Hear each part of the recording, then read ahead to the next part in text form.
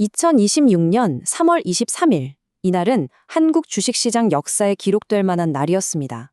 말 그대로 공포라는 두 글자가 시장을 완전히 지배해버렸죠. 하루 만에 대체 무슨 일이 있었던 건지 오늘 이 자료를 보면서 그날의 기록을 생생하게 따라가 보겠습니다. 네, 바로 이 숫자, 마이너스 6.49%. 다른 어떤 설명도 필요 없었습니다. 이 숫자 하나가 그날 코스피 시장의 모든 걸, 그 처참했던 분위기를 그대로 보여주고 있었죠. 아니, 도대체 뭐가 시장을 이렇게까지 패닉으로 몰고 간 걸까요?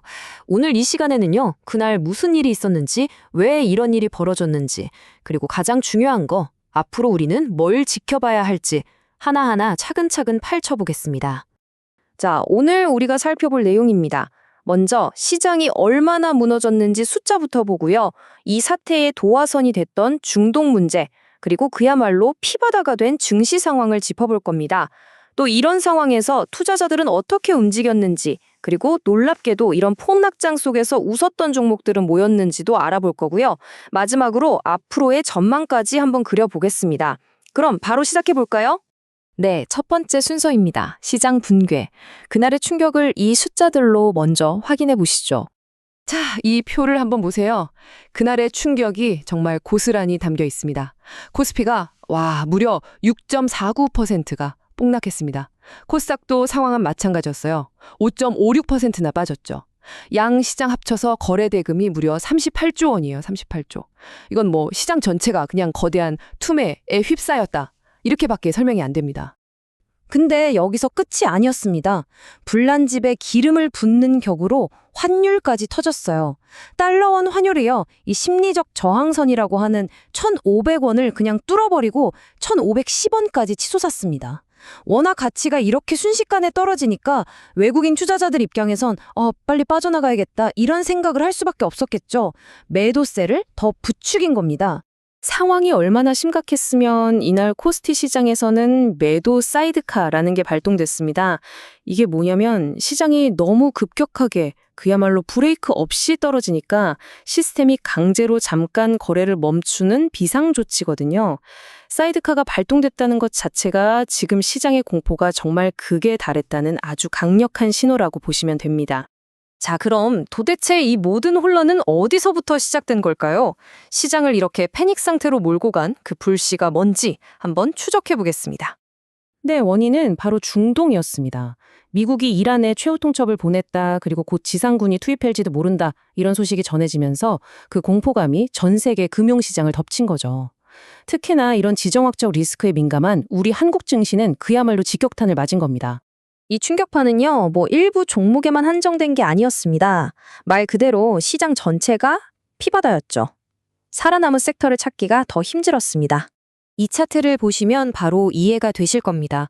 물론 모든 업종이 다 파란불이었지만 특히 오락 문화 쪽이 마이너스 11.38%로 가장 크게 무너졌고요. 증권, 그리고 반도체 업종의 낙폭도 정말 어마어마했습니다. 시장이 이렇게 무너지니까 당연히 증권주가 타격을 받고 우리나라 대표 성장주들까지 정말 속수무책으로 무너져 내린 거죠. 우리나라 증시의 기둥, 버팀목이라고 할 수 있는 삼성전자와 SK하이닉스마저도 이날은 힘을 못 썼습니다. 각각 6.57%, 7.35% 급락을 피하지 못했죠.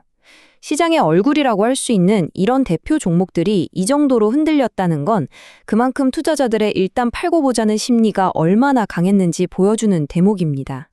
그렇네요. 이렇게 모두가 주식을 내던지는 그 와중에 아주 흥미로운 현상이 하나 포착됐습니다. 바로 투자 주체별로 움직임이 완전히 갈렸다는 거죠. 자, 이 표를 한번 보시죠. 정말 놀라운 숫자입니다.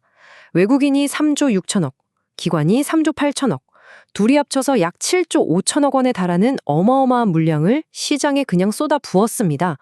그런데 말이죠, 이 엄청난 매도 물량을 누가 다 받았냐? 바로 개인 투자자들이었습니다. 무려 7조 원어치를 순매수한 거예요. 이 차트를 보면 그 대립구도가 한눈에 딱 들어오죠.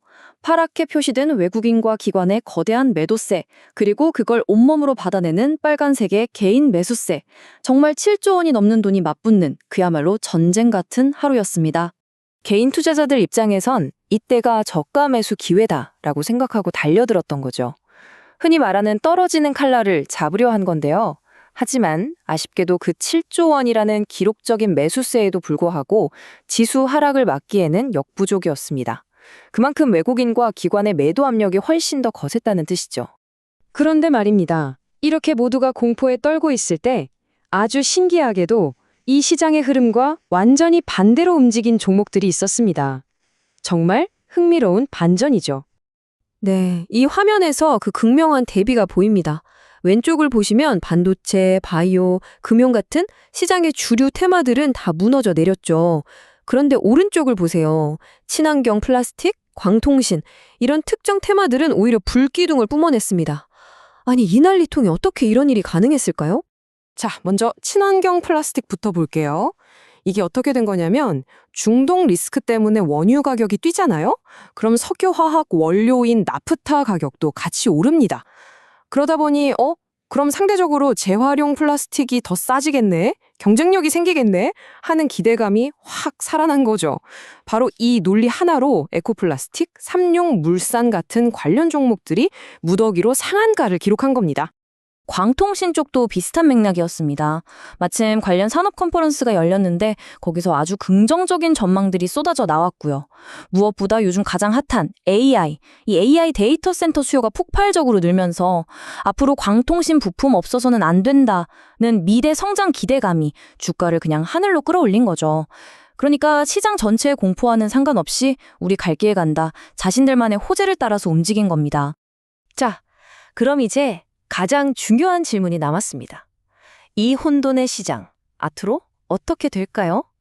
이제 미래를 한번 내다볼 시간입니다. 네, 아마 지금 주식 투자하시는 분들이라면 모두가 가장 궁금해하는 질문일 겁니다. 이 폭락 이후에 과연 시장은 위로 갈까요? 아니면 더 아래로 갈까요?